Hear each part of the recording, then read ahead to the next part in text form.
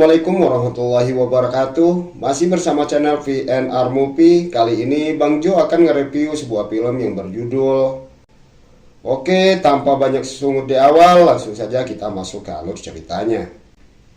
Film diawali dengan seorang pria bertopeng yang memerintahkan seorang pria di sampingnya untuk menjaga uangnya agar tetap aman.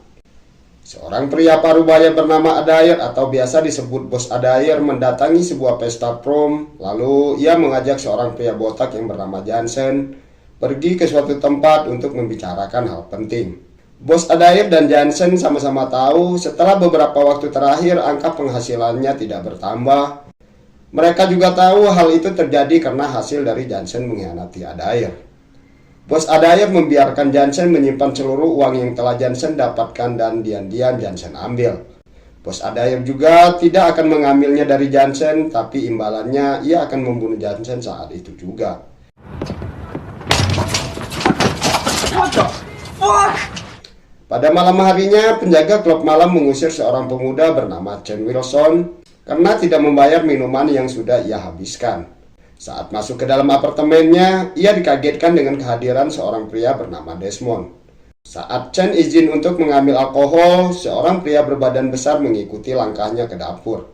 Chen terlibat dengan gangster yang dipimpin oleh Desmond Pakar. Kedatangan Desmond ke apartemen Chen karena ingin menagih uang pada Chen. Namun sialnya, entah mengapa tiba-tiba uang yang Chen simpan di atas sudah tidak ada dan hanya menyisakan ponsel miliknya saja. Karena tidak bisa mendapatkan uangnya, akhirnya Desmond memerintahkan anak buahnya untuk menghabisi Chen. Setelah dipukuli secara brutal oleh pria berbadan besar itu, lalu Chen ditembak mati oleh Desmond.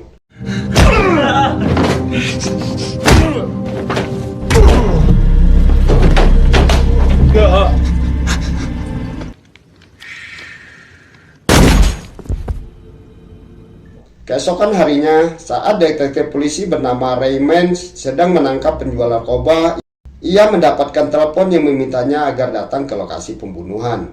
Sesampainya di sana, detektif polisi Ray memperhatikan mayat Chen sambil memikirkan siapa sekiranya yang menginginkan kematian anak itu. Di tempat lain, saat ini seorang pria bernama Frank Wilson sedang memancing ikan di danau belakang rumahnya. Setelah mendapatkan ikan, Frank langsung memotongnya. Namun tiba-tiba tubuhnya gemetar diiringi dengan batuk-batuk hingga muntah darah.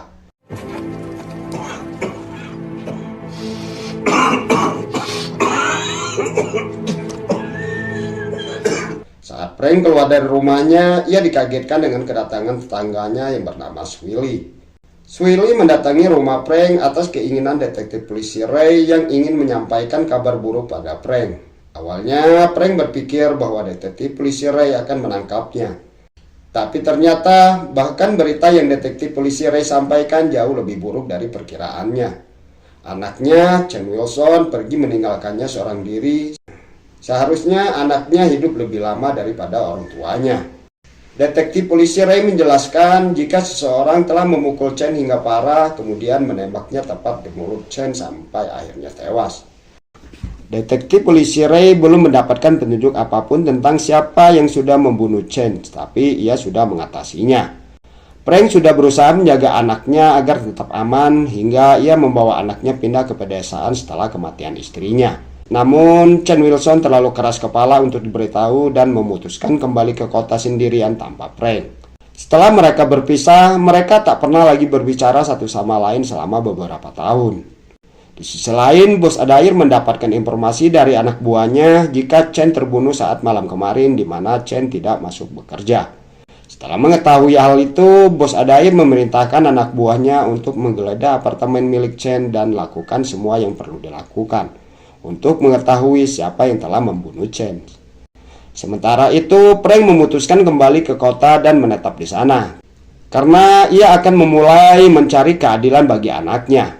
Frank mendatangi sebuah restoran dan membuat janji dengan seorang wanita yang bernama Ashley Millet.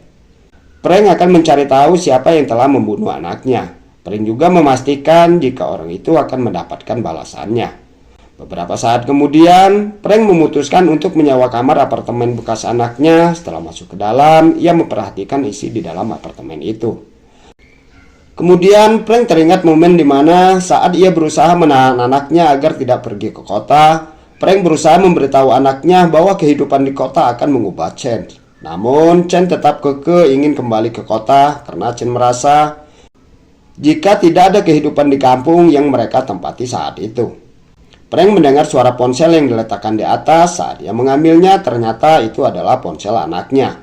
Lalu ia berusaha menghubungi seseorang yang berada dalam panggilan terakhir anaknya. Frank mengatakan bahwa ia adalah ayah Chen, namun seseorang di seberangnya tidak mengatakan apapun dan memutuskan telepon mereka.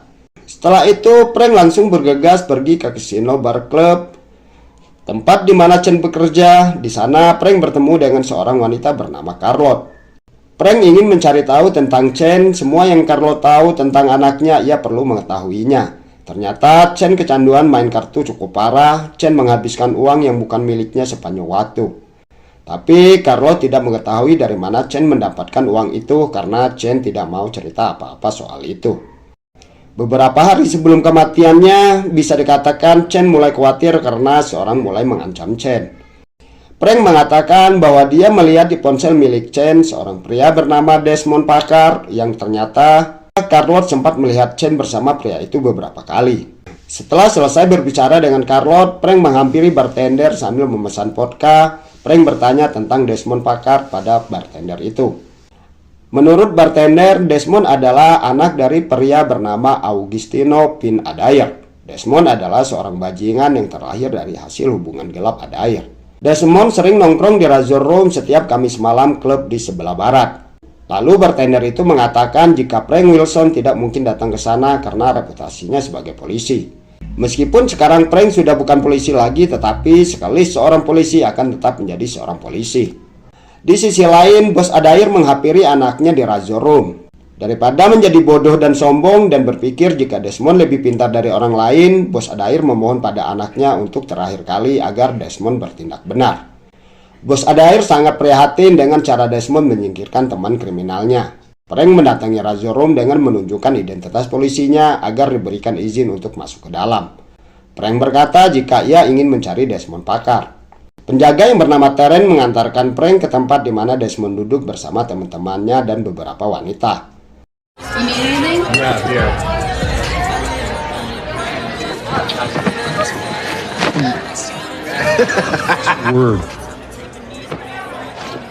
Who the fuck are you? Frank meminta Desmond berbicara dengannya di tempat yang sepi.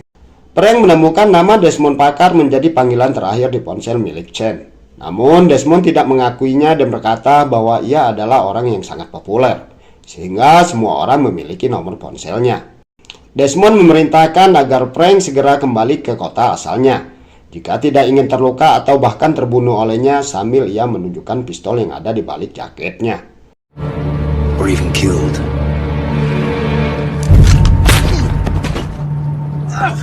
Oh, motherfucker! Frank langsung saja membawa pistol itu dan memukul Desmond. Setelah membuat Desmond terjatuh, Frank langsung pergi dari sana dengan membawa pistol milik Desmond. Keesokan harinya, Frank bertemu dengan detektif Ray. Frank meminta agar Ray memeriksa peluru pistol milik Desmond dan mencocokkan dengan yang diambil dari tubuh Chen. Detektif Ray mengingatkan agar Frank tidak berkeliaran di sana dan bertindak seperti itu karena Frank sudah bukan polisi lagi. 1 jam kemudian, Detektif Ray mendatangi suatu tempat. Ray menunjukkan pistol yang dipegangnya pada Desmond. Ray memberitahu Desmond jika ayah Chen dulu adalah seorang polisi. Ternyata Detektif Ray selama ini bekerja sebagai informan mafia Adair. Frank meminta Ray menjalankan uji balistik pistol itu dan Ray dapat dengan mudah melaporkan itu. Karena bukti peluru pistol itu saja sudah cukup untuk hukuman 30 tahun penjara bagi Desmond. Desmond segera memberikan uang pada detektif Ray agar memberikan pistol itu padanya. Ia akan menghilangkan pistol itu sebelum seseorang mendapatkan pistolnya. Detektif Ray berpikir jika Frank tidak akan berhenti sampai dia mendapatkan keadilan untuk anaknya. Ray dan anak buahnya bisa mengatasi hal itu. Sedangkan Desmond dan anak buahnya harus mendapatkan alamat tinggal Frank. Sebelum pergi, detektif Ray meminta uang lagi pada Desmond. Setelah Desmond memberikan uang, Ray langsung memberikan pistol itu pada Desmond. I fucking hate cops.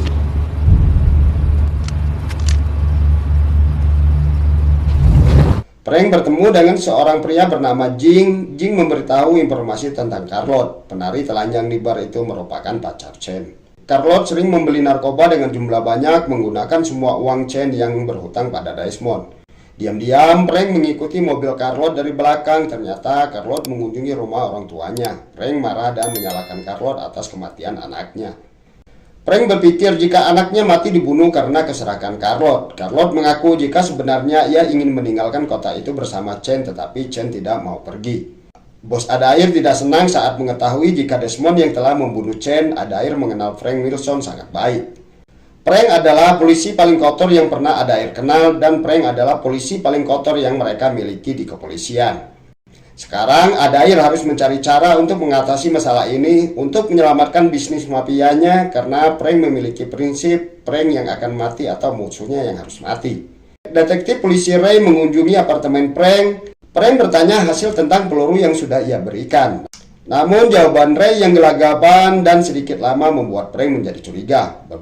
Beberapa waktu kemudian Frank bertemu dengan Ashley di sebuah kafe. Ashley telah berbicara dengan divisi investigasi khusus. Ternyata kecurigaan Frank benar jika divisi investigasi khusus tidak punya catatan peluru atau pistol yang Frank berikan pada detektif polisi Ray. Ashley Millet sebelumnya bekerja di kantor kejaksaan, tapi sekarang ia membuka praktek pribadi, namun ia masih berhubungan baik dengan orang-orang di kantor kejaksaan. Keesokan harinya, Desmond mendatangi rumah Swiley di pedesaan. Ia menodongkan pistol ke arah Swiley dan menanyakan alamat rumah Frank.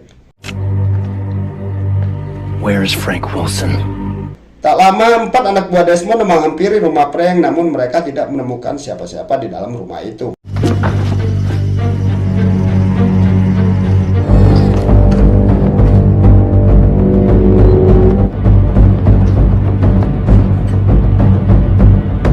Lalu salah satu dari mereka mencoba mencari di luar. Tanpa ia sadari, Frank ada di belakangnya dan segera menembak anak buah Desmond hingga tewas.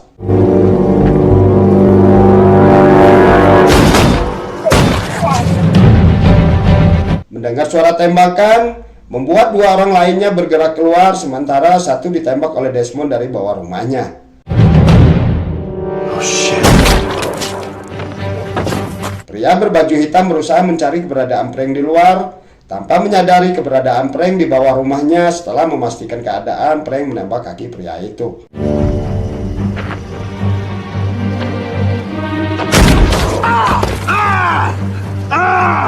Lalu menembak pipinya hingga tewas. Tak berselang lama, satu anak buah Desmond yang tersisa bergegas menembak Frank dari belakang.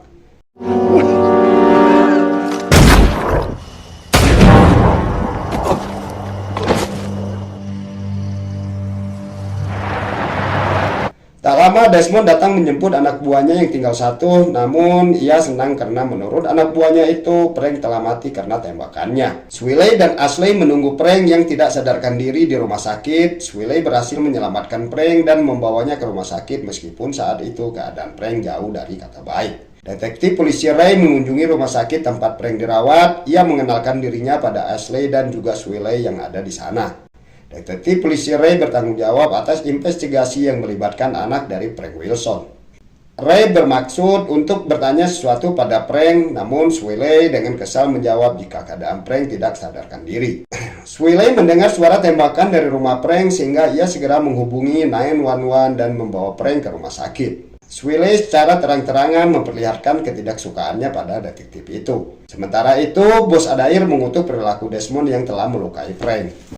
Ia menyalahkan anaknya karena sudah membahayakan keluarga mereka atas kematian Chen dan terlukanya Frank. Setelah berbicara dengan ayahnya, Desmond menyusun rencana untuk mengambil alih bisnis mafia ayahnya. Ia memerintahkan anak buahnya untuk berbicara dengan pemasok baru agar bertemu dengan bos baru. Desmond kembali mendatangi rumah Swiley yang ada di pedesaan. Ia terus mengancam akan membunuh Swiley. Namun Swiley tidak takut mati, jadi ia tidak akan mendengarkan seorang anak kecil yang ingin terdengar seperti pria. Sementara Desmond hanya sampah yang terbungkus dari kulit manusia. 5 menit setelah Frank sadar, Ashley mendapatkan telepon dari seseorang yang memberitahu jika Swiley tewas di dalam rumahnya. Mendengar kabar duka itu, Frank memutuskan untuk pergi dari rumah sakit meskipun keadaannya belum membaik. Hey Frank, We need to have a conversation.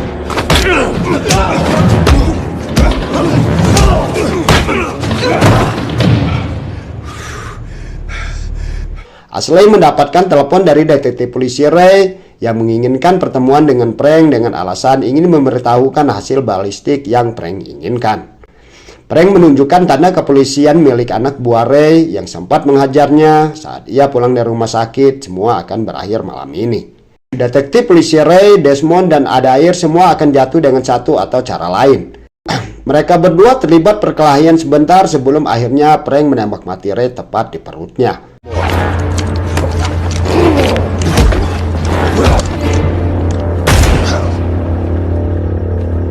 Frank membawa ponsel milik detektif polisi Ray dan mengirim pesan pada Desmond untuk mengajak bertemu di gudang. Di sisi lain, Bos Adair mengetahui konspirasi antara anaknya dan anak buahnya.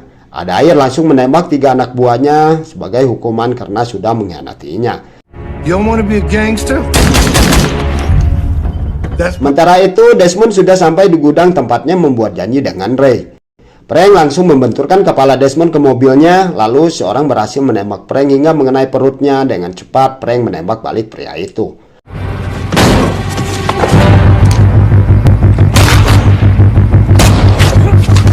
Frank langsung menghampiri Desmond yang sudah tidak berdaya, lalu tanpa aba-aba menembaknya hingga tewas. Setelah itu, Frank mendatangi rumah Adair yang sudah menunggunya. Saat Adair tahu bahwa Frank berhasil membunuh anaknya, ia dengan cepat menyerang Frank.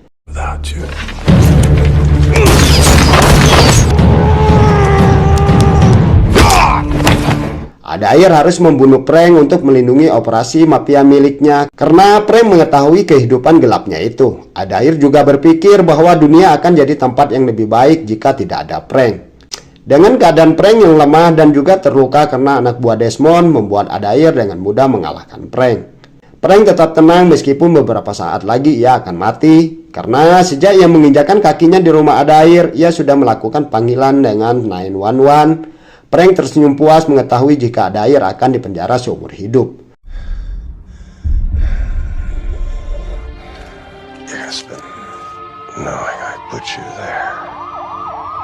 Keesokan harinya, di bar motel, Charlotte mendapatkan informasi dari ponselnya jika Augustino Pin Adair ditangkap atas pembunuhan Frank Wilson dan detektif polisi Ray Munch. Saat Charlotte akan melarikan diri dari motel tempatnya bersembunyi selama ini, tiba-tiba seorang wanita memasuki kamarnya dan langsung menembaknya. Please, please.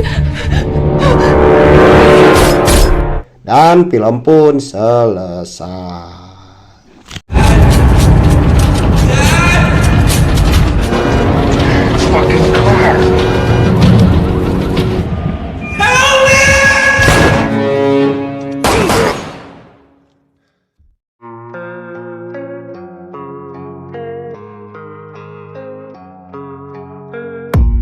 I don't really know what comes next. I'm just doing my best, even though I'm so stressed out. Everything just feels like a test that I fail, so depressed when I can't seem to get out. But something deep inside won't let me quit. I swear that I'm inspired by all this. Tell me that I can and I won't. That's what guides me the most. Your lies, I'll do what I want.